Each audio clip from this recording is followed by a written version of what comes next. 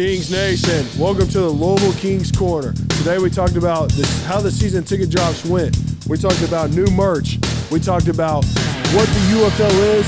We talked about the difference between the UFL and the NFL. And we also talked about how the NFL uses the UFL. Thank you for tuning in and enjoy the show.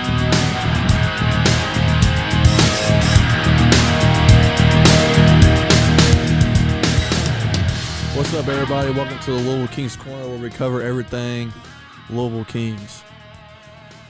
It's my co-host, Justin Montgomery. I'm Herbert Heldon. Where's he at? Oh, man. Missed another episode. Yeah. Tyler Loxton ain't here today, our tech guy, serving his country somewhere. So we're going to hop right into this. The season ticket drop came and it's gone. We secured our tickets. Yes, sir. How you think that went? For the most part, it went pretty well. The website was a little bit buggy to start whenever they dropped at 10 a.m., but at the end of the day, we were able to get on there, secure our tickets, get the seats that we wanted, all sit next to each other. So. Yeah. I mean, I feel like they did send out 2 emails, which confused my co-host here. And but, our tech guy. I mean, I was the only one that did okay with it, I guess, but we ended up getting it figured out. I mean, the 2 emails thing, I don't know exactly what the other email was. Do you remember what it said? It was just prepping you that the next day you're going to be able to. Yeah, okay. So the only thing I think they should have did differently, really, honestly, is like there wasn't one social media post about the tickets going live or anything. It was after the fact. Yeah, it was after the fact. But they might have done that too because the season ticket people that put the deposit down was like they got an email first. I think they did that just so we have first dibs at things. Yeah. You know, they might have did it just because of that, which is fine. It's cool with me, but so ticket prices were as high as $640 for $128 a game. $128 per game. That came club seats? Club seats, all inclusive drinks and food. I doubt that included alcohol beverages, but that's all good. All good. We didn't get those seats. So the lowest you could get was $60 for the whole season. $12 per game. Those are standing tickets. That's the fan zone. You're going to be up the whole game. You're going to be cheering. You're going to be screaming. Hopefully they get green powder you can throw up in the air. Smoke bombs. Yeah, smoke bombs. Yeah. That section is going to be electric. I guarantee it. They're going to be the ones carrying the cheers around the whole entire stadium. But we also didn't get those seats either. We kind of went middle ground. $175 for the season. It was $35 a game. $35 a game. I don't think that's too bad. No, I mean, for the seats that we got, we're in section 209. Come holler at us. Yes. Come see us. But it's like the front row of 209, like on the 15-yard line. Yep. So on the home side, which I think is awesome. I mean, it's pretty much front row because the club seats are right underneath the bleachers. So I don't know. I think good deal. I feel like $35 a game. You're right in the front. Go ahead. I was just going to say, my buddy Jeff, he works with me at our workplace, and he was just talking about how he ordered his season tickets, probably about 10 minutes after the 10 o'clock drop, and he didn't receive any emails or anything like that. He's kind of in the dark. He didn't really make any phone calls or anything. We were at work. But the very next day, somebody actually reached out to him, called him, his personal phone, and, told him, like, hey, this is I'm so-and-so from the UFL or the UFL. We're wanting you to pick your seats if you're available right now. He didn't have to contact anybody. They all just kind of contacted him, and he said it was pretty easy. You got to choose the seats, just pay it all right there, and he had a good experience. So. I feel like that's, for them just to reach out to a random person that, missed the drop or forgot about the drop, I don't know what he did, but, that's pretty darn cool, I think, that they even have a team reaching out to people to make sure that they get what they want for the season coming up. So probably going to butcher this name, but his name was Hugh Giganty, and he is working in the UFL in Washington, D.C. Yeah, so shout out that guy, man. Great job. He is account executive, ticket sales, and experience. So I'm assuming that's all for the whole entire UFL. All right, so on this episode, we're going to be talking about what is the UFL? What is the UFL, Herb? Spring Football League. Yeah. And did you really know about anything about the league before, this Louisville Kings team got announced? I mean, I would follow along, but I wasn't invested like I am now, I would say. And we think the same way for most Louisville citizens. You know, they just never even maybe even heard about the league, or two, watched a game. Like, they didn't really know what it was. Yeah, they didn't know any of that. So we're going to make an episode, try to cover and make sure people understand what this league is and what it's all about and stuff like that. So yeah, get into the league. We want our fans to be invested. We want to kind of acknowledge them before they go to their first game, what to expect at a UFL game. So what is a spring football league, you would say? So I know the UFL, I feel like the main purpose is to give fans football outside of football season. Yes. If that makes sense. So you get 10 more weeks of extra football plus playoffs, which is what, 2 weeks. Games. So, I mean, you're getting 12 weeks of extra football, which is awesome. And it also gives guys that are maybe on a practice squad or got cut during camp in the NFL or Just never got picked up, or even guys that are trying out in like LA, Atlanta, all these other places, opportunity to show who they are or what they got on the field. It's a developmental football league at the end of the day of guys like trying to, I don't know, put their name back out there, saying like, or showing that they are like still able to play at that high level of the NFL. So there are some differences between the UFL and the NFL. We will get into that. Right now, I'm just going to tell you, the UFL is a one-conference league. All 8 teams are in the same conference. It's not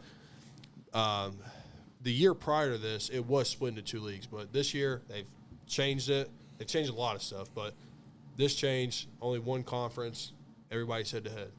I kind of like it better that way anyways because it's like a round robin, you know? Yeah. I mean, you're going to have to play at least 2 teams twice, right?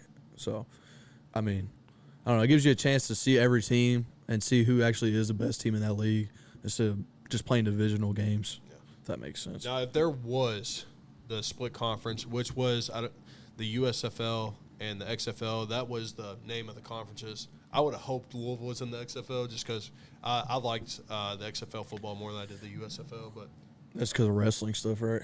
No, like they actually I watched a few of their games versus I never even watched a USFL game, but their production was really nice.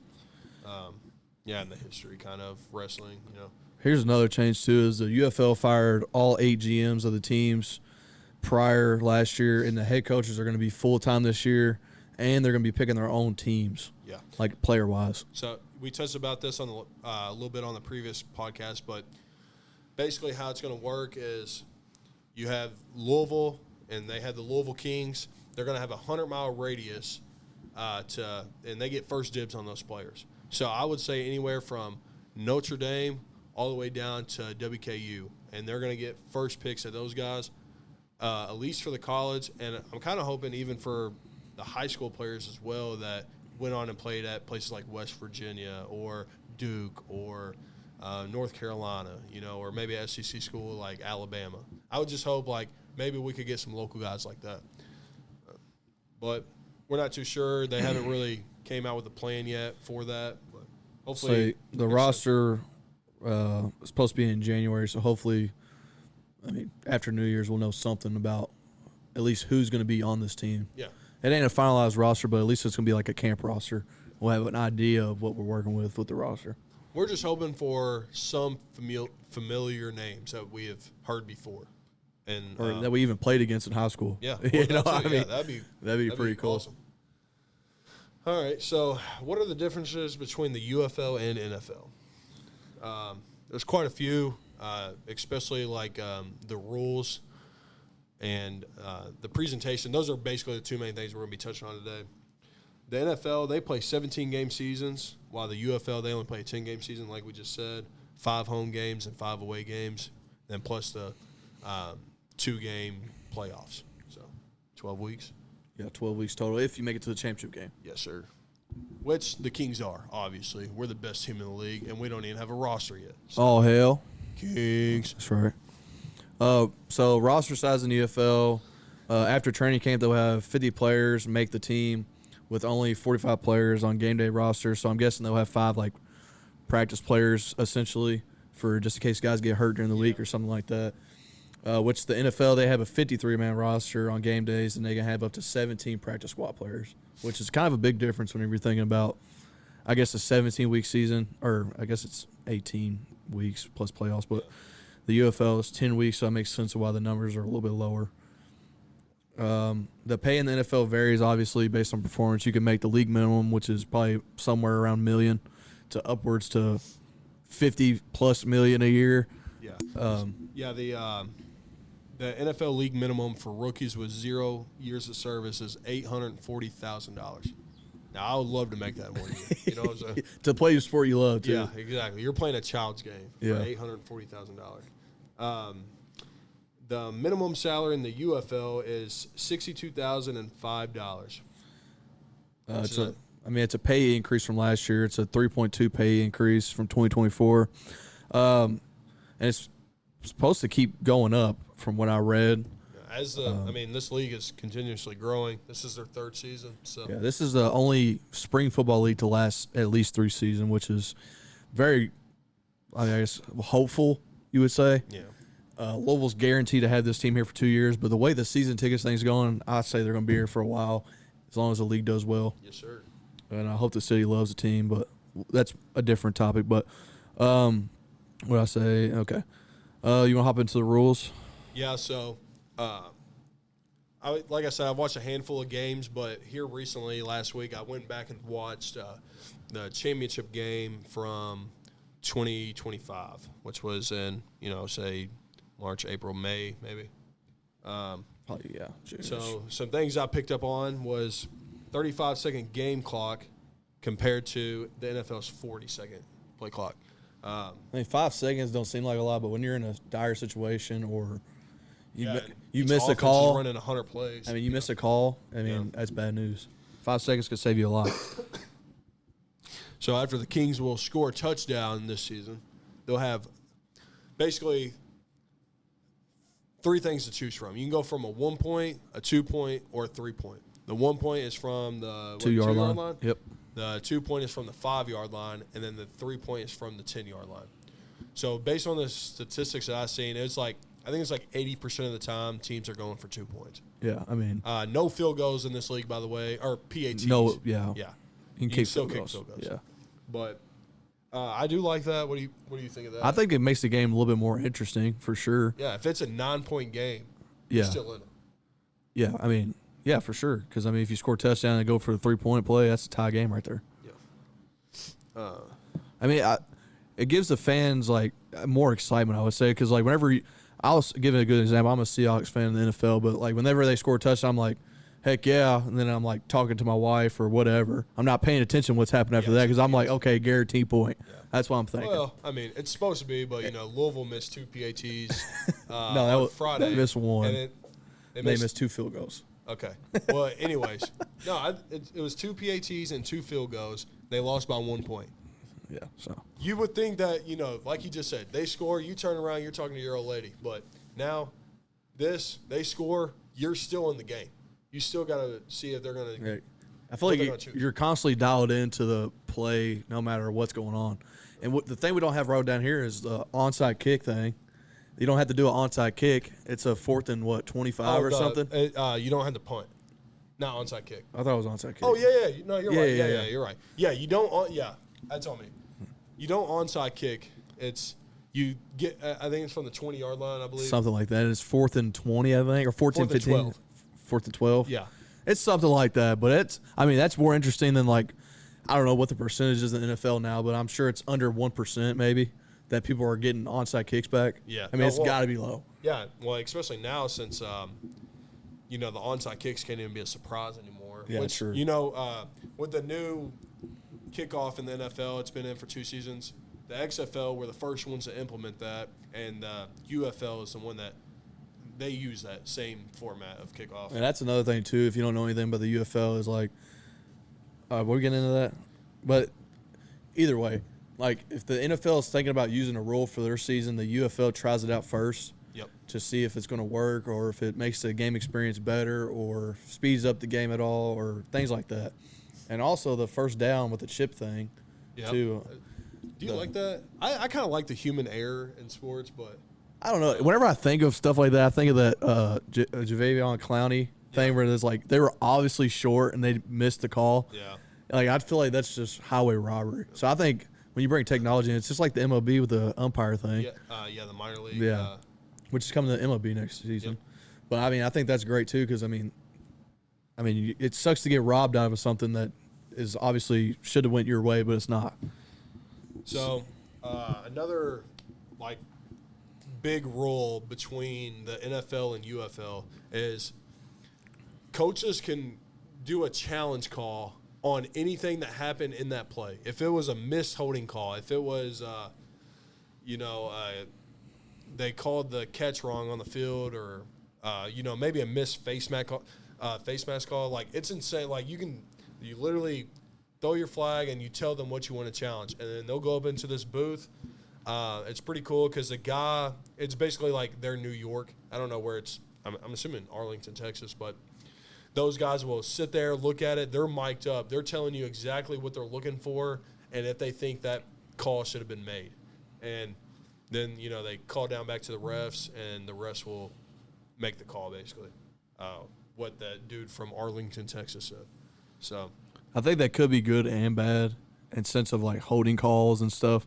Because if you ask me, there's holding in the football play every single play. Yeah. No matter what. So, for an example, I'm not going to pull it up here, but in the championship game I watched, coach threw a challenge call for a holding call. This is at 1 hour and 2 minutes if you want to look it up. It's on YouTube. But he threw the challenge call, and it was holding. But the quarterback was out of the pocket, and he's like, yeah, but that's not really interfering with the play, so, no, we're not going to call the holding call. Okay, so if it's not interfering with the play or forward progression, I would say, I guess, that they just don't call it if they missed it, which I think that's good. Yeah, I think. Because, if you watch an NFL game, there's a receiver over here getting held, and they're throwing deep ball on the other side, and they're like, holding, and it's coming right back. It had nothing to do with the play. So I think that's a good idea. So they're called super challenges. They get 2 of them per game this year from the difference between last year. They only got 1. Let's see some presentation things that they do differently that I love that the NFL doesn't. I'm really excited to watch these away games on TV. Yeah.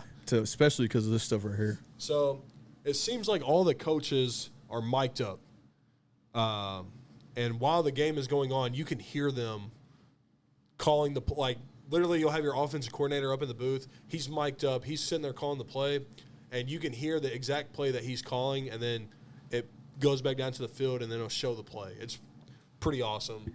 And also, it has the are you talking about the coaches? Yeah, the coaches being up in the booth. Yeah, it's also good to, kind of hear what they're saying, too, because you're, kind of wondering, everybody has their own opinion about what the play call is or what they should be running. Maybe you can get some reasoning behind why they're doing that, maybe.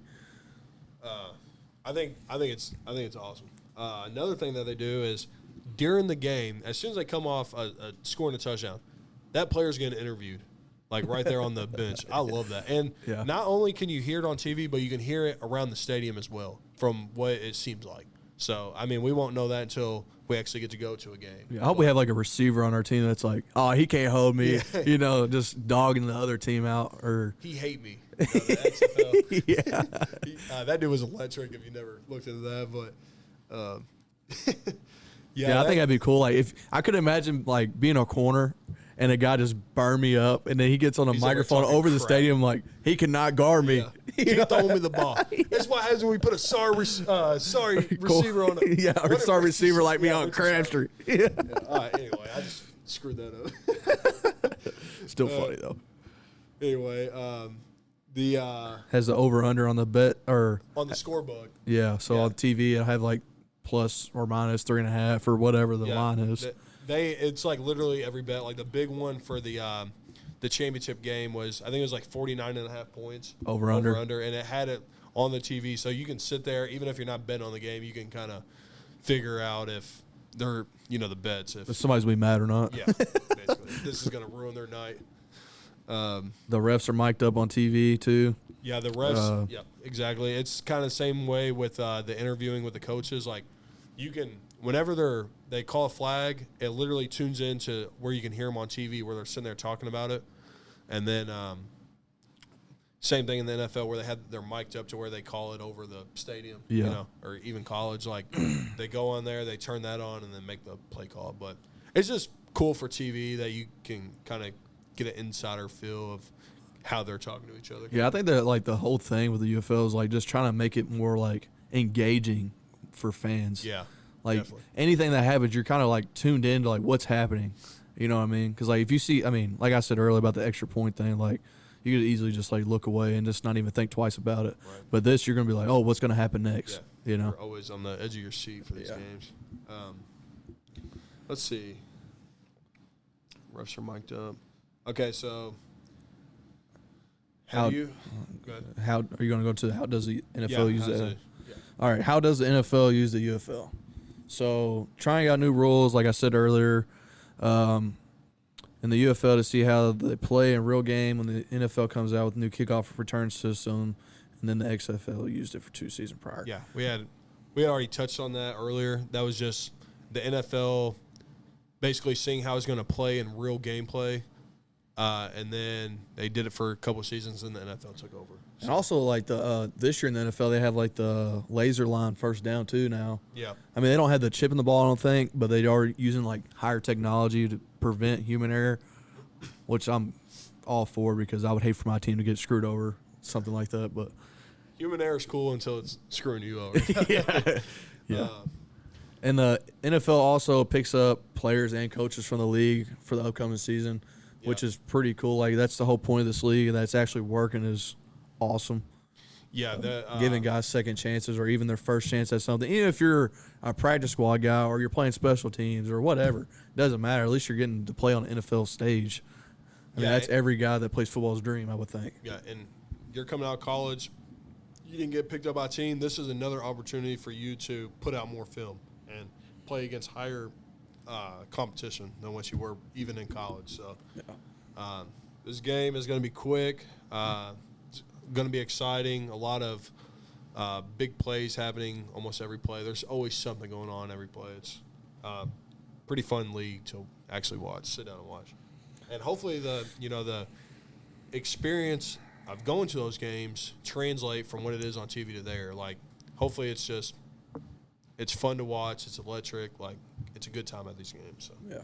I'm excited, man. It's going to be awesome. We have a fun fact on here is speaking of people like getting picked up to play on other teams, the Lions actually have picked up the most guys in 2025 with 8 guys from the UFL.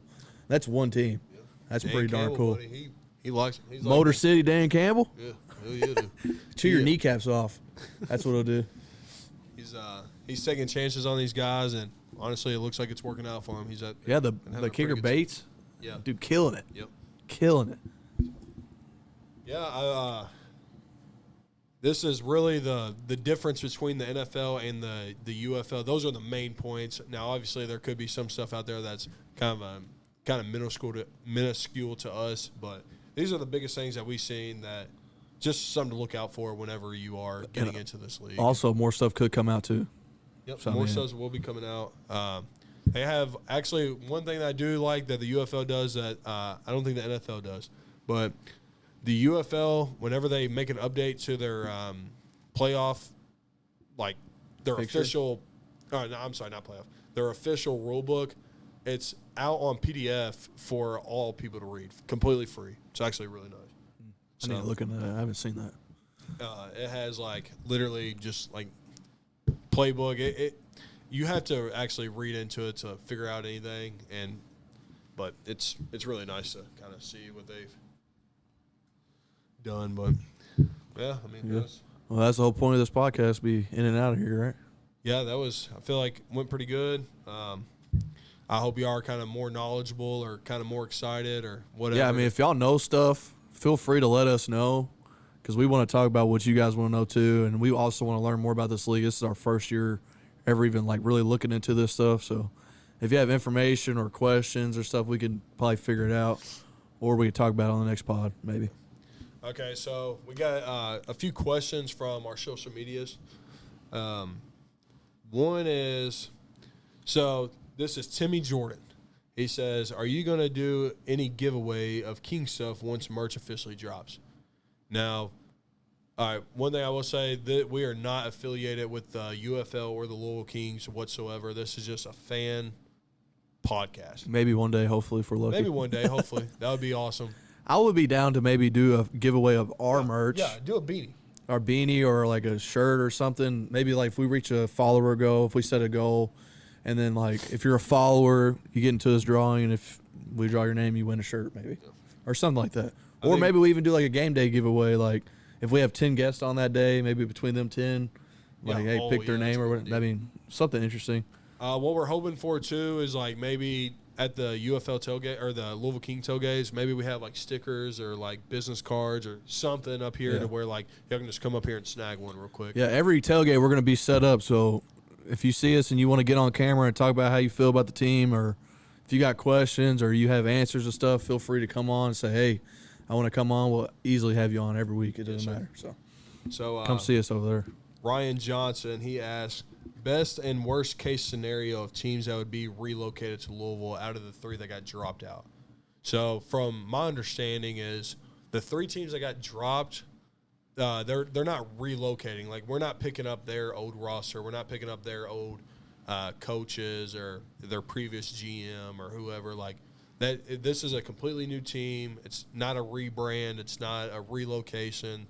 This is scratch. Like they're starting from scratch. I mean, they could have players on there, but it's not like say the Showboats are coming to Louisville and we're having their whole roster, their coaching staff, all that. It's not going to be the case. It's going to be maybe you have 3 guys from this team or 10 guys from this team or 4 guys from this team, all are the Louisville Kings now. But it's not just a straight transition over to here. That's not how it's going to work. Is how I read it. Is that you agree? Yeah. Okay. All right. So. Journey with Jones, he also asked, what do we think the jerseys and helmets are going to look like? That was a YouTube comment. He was actually the first person to ask us anything. So that was actually, shout out that guy, man. Yeah, shout out Journey with Joneses. So, but we've talked about it before. Yeah, but like I said, I think it's going to be kind of exactly like a forest green jersey, electric green bottoms, electric green numbers. You got the Under Armour stamp right here, the UFL stamp right here. What would you want? I'm standing down on this, bro. I want the freaking horse right here. I want that so bad. The Bronco right here. Oh, my God. That'd be so bad. I'm trying to think of some other things. Like, you know how the University of Louisville, there's stripes on the side and now has that, they call it the Florida leaf or whatever. Florida, yeah. But the Florida key, is what it is? No. Yeah. What is that called? I don't think that's right. But in Louisville, we use it all the time at LMPD. It's on the truck, on the cars and stuff. Like, I think that'd be cool to implement that maybe on the sleeves or something. Yeah. I mean, there's 100 different things they can do. I mean, just depends what they do with it, I guess. I mean, there's definitely some little things I want to see. I'm stand down on the freaking horse. I want that so bad. I think that'd be so cool. But if they do it or not, I don't know. We'll see. All right, this is the defending football show. They're the DC team. They have like a fan page. He asked us, if you could take one QB from another UFL squad to play for the Kings, who would it be? I'm not going to lie. I don't know.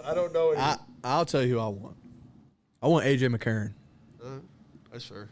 He's been torching people in this league. I know that they have a good quarterback. I don't know his name. I'd be lying if I did. Yeah. But I know he won MVP, I think, last year.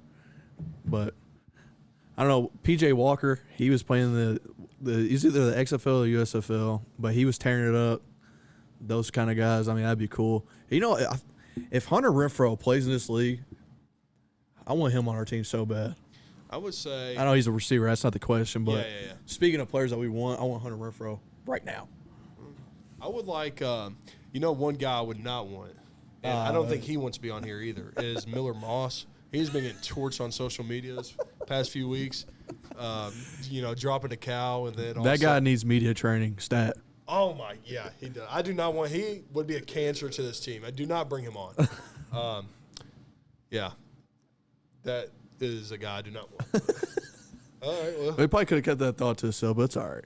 You got to say what you got to say. You're a fan. You can say whatever you want. Yeah, I'm a fan. That's all I am. So. But he does need media training. So if he does come on this team, we'll love him like our own. But he does need media training like yesterday. All right, well, I'm Justin Montgomery. It's my co-host, Herbert Helton. Thank y'all for tuning in. And like, follow, hit that bell. Instagram, YouTube, TikTok. We got Twitter. We do have a Twitter. All right, Twitter. I haven't been on X. it. Oh, yeah, X. But yeah, keep on asking us questions, and we'll try to keep answering. We appreciate y'all, and y'all have a good one.